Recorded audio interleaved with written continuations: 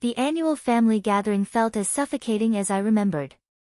Crystal chandeliers shimmered overhead in my aunt's grand mansion, reflecting off designer gowns and luxury watches. The air hung heavy with a blend of expensive scents and the familiar air of superiority that clung to my relatives. I stood quietly in a corner, observing my cousins vie for attention with tales of their latest successes. My understated black dress, chosen carefully to help me disappear, felt like a shield against their scrutiny. "Olivia," my Aunt Penelope's voice cut through the chatter. "I almost didn't see you there. Still working as a secretary, dear?" I took a slow sip of champagne, my smile hidden behind the glass. "Administrative assistant, actually." "Oh," she said, raising a perfectly manicured eyebrow. "Still at that little consulting firm? What was it called again?" "Peak Solutions," I replied softly. My cousin, Elias, fresh from becoming a partner at his father's law firm, couldn't resist chiming in. "Come on, Liv. I could get you a real job, something with actual career potential." I thought of the stack of contracts waiting for my signature back at my office, my actual office, not the elaborate front I presented to the world. "I'm happy where I am, thanks." "Happy?" Aunt Penelope's laugh could have shattered glass. "Darling, you're wasting your talent.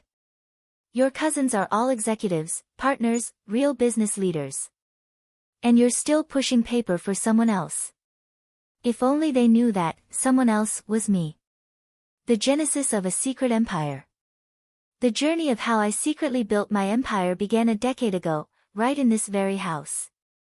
I had just graduated from business school, armed with an MBA and a groundbreaking concept for revitalizing struggling corporations. I'd spent months perfecting my proposal, convinced my family's extensive business contacts would launch my career. Instead, they just chuckled. "Consulting?" Uncle Reginald had scoffed. "Leave that to the big firms, girl. Join the family business. Start in the mailroom, work your way up like everyone else." Everyone else, of course, meant my male cousins. The family's definition of success was rigid and controlled. Their fortune was built on a network of companies, each led by a carefully selected male heir.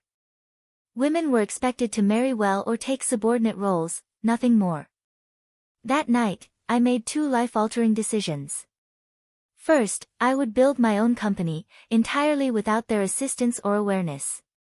Second, I would make them deeply regret every dismissive word. Peak Solutions started in a tiny office above a bustling restaurant. My meager savings barely covered the rent, but I possessed something far more valuable than money, a deep understanding of how companies functioned, how they faltered, and, most crucially, how to rebuild them. My first client was a small manufacturing firm on the brink of collapse. The owner had been rejected by every major consulting firm in the city. I dedicated 3 months to reorganizing their operations, streamlining processes, and negotiating with creditors. 6 months later, they were profitable again. Whispers of a mysterious consulting firm that could resurrect failing companies spread quietly through business circles. I hired meticulously, choosing individuals who shared my vision and my commitment to discretion. Every employee signed ironclad confidentiality agreements. My name never appeared on any public documents. I was simply the CEO. A decade of deception. As Peak Solutions thrived, I maintained my facade as a low-level employee. I kept the small office above the restaurant, even as we expanded into a sleek downtown headquarters. When family members inquired about my job, I described mundane administrative tasks, watching their eyes glaze over with disinterest. The deception wasn't merely about pride, it was strategic. The family's corporate empire was built on acquiring struggling companies at rock-bottom prices. My firm's expertise lay in rescuing those same companies before they became vulnerable to hostile takeovers. We operated in the shadows, quietly thwarting my family's predatory tactics while building our own success. Now, 10 years later, Peak Solutions was one of the most influential consulting firms in the industry. We had branches in a dozen cities, a client roster that included major corporations, and a reputation for transforming failing businesses into success stories. And not one of my smirking relatives had any clue. The trap is set. More champagne, dear. Aunt Penelope's voice snapped me back to the present. Though perhaps you should stick to water. I imagine your salary doesn't leave much room for expensive tastes. I accepted the champagne with a practiced smile. Thank you, Aunt Penelope. How's Uncle Reginald's new acquisition going? Williams Manufacturing, wasn't it? Her smile faltered slightly. There have been some complications. Nothing Reginald can't handle, of course. What she didn't know was that those complications were my doing. Williams Manufacturing had been a target of my uncle's hostile takeover attempt. They had contacted Peak Solutions 3 months ago, desperate for assistance. Now, they were implementing our restructuring plan. Their stock price was surging, and Uncle Reginald's attempt to seize control was crumbling.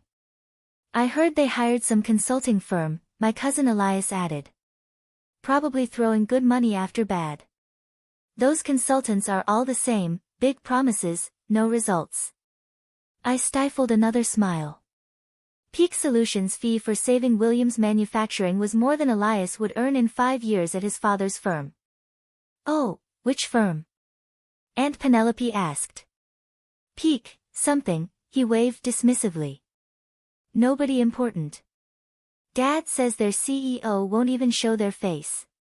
Probably some trust fund kid playing at business. My phone buzzed in my clutch, a message from my assistant, emergency meeting tomorrow, 9 a.m. Apex Holdings representatives requesting merger discussion Williams Manufacturing. Urgent response needed. I reread the message twice, realization dawning.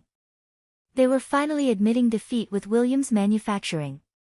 After failing to acquire the company, they were now seeking a merger, which would require approval from Williams' consulting firm, my firm.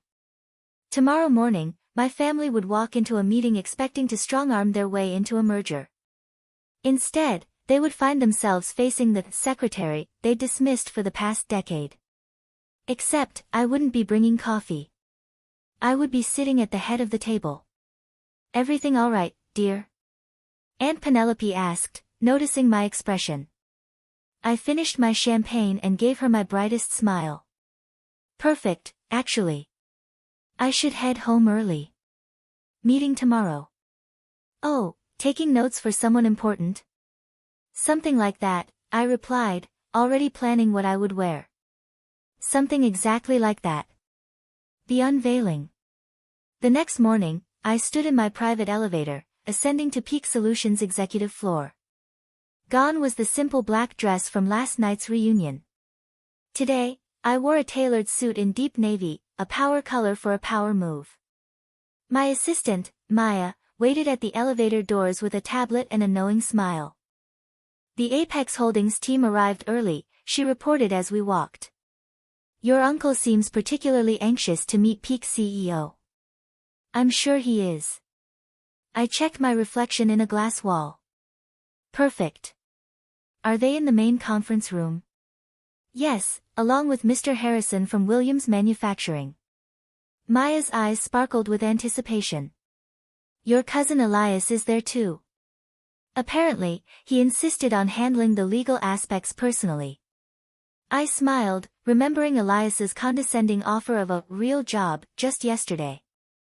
Who else from the family? Your Aunt Penelope came as moral support, though she's not officially part of the meeting. And your cousin, Julian, he's representing Apex Holdings' finance department. A perfect audience. I checked my watch, 8:57 a.m., have they been offered coffee? Your aunt complained that there was no one to serve it. Maya's grin widened. I told them the administrative assistant would be in shortly. I almost laughed. For 10 years, I'd played the role of invisible support staff. Whenever family members visited the office, they never looked closely at the quiet woman who brought their coffee or took their coats. It had been the perfect cover. Give me 2 minutes, I said.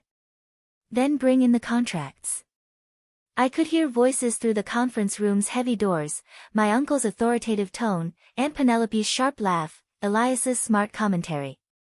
Taking a deep breath, I pushed the doors open. The conversation stopped abruptly. My uncle sat at one end of the long table, having apparently assumed the power position. Elias and Julian flanked him, both in expensive suits that screamed family money. Aunt Penelope perched nearby, examining her manicure with practiced disinterest. Mr. Harrison from Williams Manufacturing sat alone on the other side, looking uncomfortable. Finally, Aunt Penelope sighed. "We've been waiting for coffee for," she stopped, really looking at me for the first time. "Olivia? What are you wearing? And why aren't you carrying coffee?" I walked calmly to the head of the table, the seat directly opposite Uncle Reginald. "I don't serve coffee anymore, Aunt Penelope. In fact, I never really did." "What is this?" Uncle Reginald demanded. "Where is Peak's CEO? We were promised a meeting with the actual decision-maker." "You have been." I sat down, enjoying the confusion on their faces. "I am the CEO of Peak Solutions. I have been since I founded the company 10 years ago." The silence that followed was deafening. Elias's mouth opened and closed like a fish out of water. Julian dropped his pen. Aunt Penelope's perfectly maintained composure cracked. Uncle Reginald recovered first, his face reddening. "This is absurd. You're a secretary." "No," I said calmly. "That was a cover. A very effective one, apparently, since none of you ever looked past it. You were so convinced I couldn't be successful that you never noticed I already was." Maya chose that moment to enter with a stack of contracts. She distributed them efficiently, then took her place standing behind my chair. "These documents," I continued, "outline the terms under which Peak Solutions will consider approving the merger between Apex Holdings and Williams Manufacturing." "Consider approving?" Elias sputtered. "You can't be serious. This is a joke, right? Some kind of elaborate prank?" I pulled out my phone and projected Peak's latest financial statements onto the wall screen. Peak Solutions currently manages over $12 billion in client assets. We have a 94% success rate in corporate restructuring, and our approval is required for any major changes to Williams Manufacturing's business structure. I smiled at my stunned relatives. "Does that look like a joke to you?" "This is impossible," Aunt Penelope whispered. "You're nothing. You've always been nothing. That's exactly what you were meant to think." I turned to Mr. Harrison. "Would you like to explain to my family why you chose Peak Solutions over Apex Holdings' original offer?" Mr. Harrison straightened in his chair. "Peak's reputation is unparalleled. When Apex Holdings attempted their hostile takeover, Peak's restructuring plan saved our company. We've increased profits by 47% since implementing their strategies." "Restructuring plan?" Julian looked like he might faint.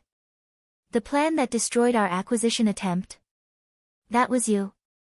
"Among others," I began, listing cases on my fingers. "Peterson Electronics, which you tried to acquire last year. Maritime Solutions, which you underbid on last quarter. The Dawson Group, which mysteriously recovered just before you could buy them out." I leaned forward. "For 10 years, I've been quietly undermining every predatory acquisition attempt your company has made." Uncle Reginald's face had turned an alarming shade of purple. "You deliberately sabotaged family business." "No," I corrected. "I built my own business, one that helps companies survive instead of devouring them for parts. The fact that it interfered with your plans was just karmic bonus." "This is ridiculous," Elias declared, standing up. "I'm calling our lawyers." "Sit down, Elias." My voice carried an authority that made him freeze. "You really should read those contracts in front of you, the ones your firm spent months trying to secure for this meeting." I watched realization dawn on his face. "That's right. Your law firm's biggest client this year. That was me, too." Maya stepped forward with another document. "This is a summary of Peak's current market position and liquid assets. You'll note that we're now in a position to acquire controlling interest in Apex Holdings, if we choose." The room erupted in chaos. Aunt Penelope was practically hyperventilating. Julian was frantically checking the numbers on his phone. Elias had collapsed back into his chair, looking shell-shocked. "This is blackmail," Uncle Reginald growled. "No," I said quietly. "This is business. The kind you taught me I'd never be capable of handling." I stood up, smoothing my jacket. "You have until 5 p.m. today to review the merger terms. They're very generous, considering our position. If you decline, Peak Solutions will begin purchasing Apex Holdings stock on the open market tomorrow morning." I headed for the door, then paused. "Oh, and Aunt Penelope? That champagne you so graciously offered me last night? I own the vineyard that produces it.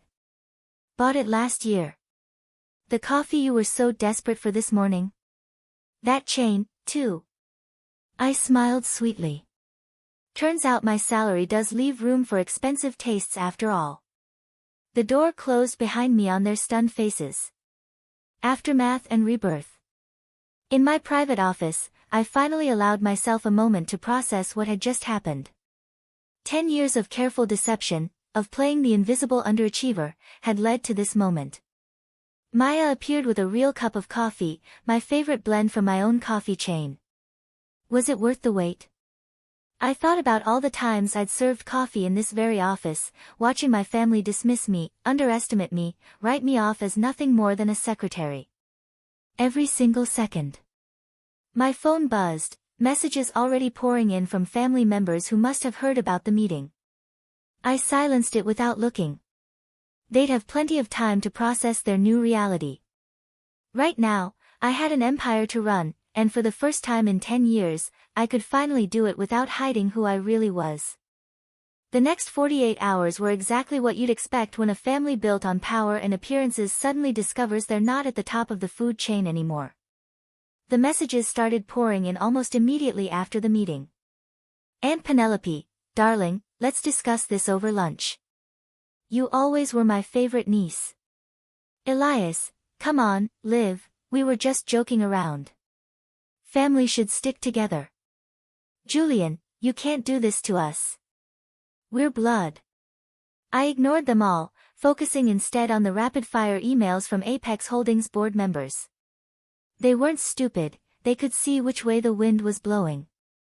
By noon, they had scheduled an emergency board meeting. By 3, they had voted to accept Peak's merger terms. Uncle Reginald, predictably, didn't go quietly. "You've betrayed this family," his voice echoed through my office as he barged in unannounced. Maya moved to intervene, but I waved her off. "Let him have his moment." "Actually," I said, not looking up from my computer, "I'd say I learned from this family. Isn't this exactly what you taught us? Seize power. Eliminate competition. Never show weakness. We gave you everything. That made me laugh. You gave me nothing. Less than nothing. You taught me that I would never be good enough, that my only value was in supporting the men in the family. So I built something better by deceiving everyone for a decade." I finally looked up at him. "By letting you deceive yourselves. You saw exactly what you expected to see, a quiet, unambitious woman who knew her place. That was your mistake, not mine." The fight seemed to drain out of him suddenly. He sank into one of my visitor chairs, looking older than I'd ever seen him. "Why reveal yourself now? You could have continued operating in secret." "Because it was time." I closed my laptop. "Williams Manufacturing isn't the only company you're trying to acquire. There's Thorn Electronics, Meridian Shipping, at least 3 others, companies with good people, solid products that just need help restructuring. I'm tired of watching you destroy them." "It's business," he protested weakly. "No, it's greed. And it stops now." I handed him a folder. "These are the final merger terms. Peak Solutions will acquire a controlling interest in Apex Holdings. We'll restructure the company to focus on building businesses up, not tearing them down. You can stay on as a consultant if you accept the new direction. If not, your golden parachute is outlined on page 3. He opened the folder with trembling hands. You thought of everything. I learned from the best, I smiled without warmth, though not in the way you intended. After he left, Maya brought in a stack of newspapers. Peak's revelation was already making headlines. Secret CEO revealed how one woman built a billion-dollar empire in secret. Apex family shocked, the hidden success story they never saw coming. My phone buzzed again, this time with a message that actually mattered. My mother, who had divorced Uncle Reginald's brother years ago and distanced herself from the family's toxicity, had sent a single line, "I always knew you would show them." New horizons. The next few weeks were a whirlwind of changes. Apex Holdings board enthusiastically embraced Peak's new direction. Their stock price jumped 40% on the announcement of the merger. Companies that had feared the family name now sought partnerships. The press couldn't get enough of the story. Aunt Penelope tried to spin it as a heartwarming family success story. "We always knew Olivia had potential," she told one reporter. "This just proves that the Apex spirit of entrepreneurship runs in the blood." I responded by releasing archived video of last year's family gathering, where she had spent 20 minutes explaining to everyone why I would never amount to anything. The footage went viral. She stopped giving interviews after that.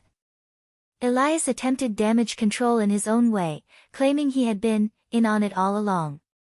Unfortunately for him, too many people had witnessed his shocked face in that conference room. His law firm's other clients began questioning his judgment. Within a month, he was quietly asked to take a leave of absence. Julian adapted the fastest, approaching me with a business proposal just 2 weeks after the revelation. We could dominate the market together, he suggested over an awkward lunch. The Apex Peak alliance would be unstoppable. That's not what Peak Solutions is about, I told him. We don't dominate, we elevate. The real changes came in quieter moments. The young intern who tearfully thanked me for showing her that success didn't require compromising her principles, the female executives who started reaching out, sharing their own stories of being underestimated, the business schools that invited me to speak about building ethical success in a cutthroat world. 3 months after the revelation, I stood on a stage accepting the Business Innovation Award. Looking out at the audience, I saw my mother sitting in the front row, beaming with pride. Behind her sat several of my former administrative assistants, all women who had helped maintain my cover while building their own careers within Peak. Success isn't about who has the most power, I told the crowd. It's about how you use the power you have. For 10 years, I played a role that made powerful people underestimate me. I could have revealed myself sooner, but I chose to wait until Peak Solutions was strong enough to create real change. The applause was thunderous, but the real satisfaction came later that evening. I was working late in my office when Maya brought in an interesting piece of news. Uncle Reginald had just announced his retirement. His resignation letter included an unexpected paragraph. "My niece taught me that true business success isn't measured in acquisitions or assets, but in the positive impact we create. I regret that it took losing control of my company to learn this lesson." I leaned back in my chair, thinking about the long game I had played. 10 years of careful planning, of swallowing pride and playing small, had led to this moment. Peak Solutions wasn't just successful, it was changing how business was done. The next family gathering would certainly be interesting. I planned to host it myself, in Peak's main conference room, the same room where I had served coffee countless times, watching and waiting for the perfect moment to show them who I really was. Maya knocked on my door. "Your 4 p.m. is here. The CEO of Thorn Electronics, the company your uncle was trying to acquire." I smiled. "Show them in, and Maya, bring coffee for everyone. The good stuff from our chain." As I stood to greet my visitors, I caught my reflection in the window. No more hiding. No more playing small. I had built something remarkable, not despite my family's dismissal, but because of it. They had taught me that power doesn't always look like what people expect.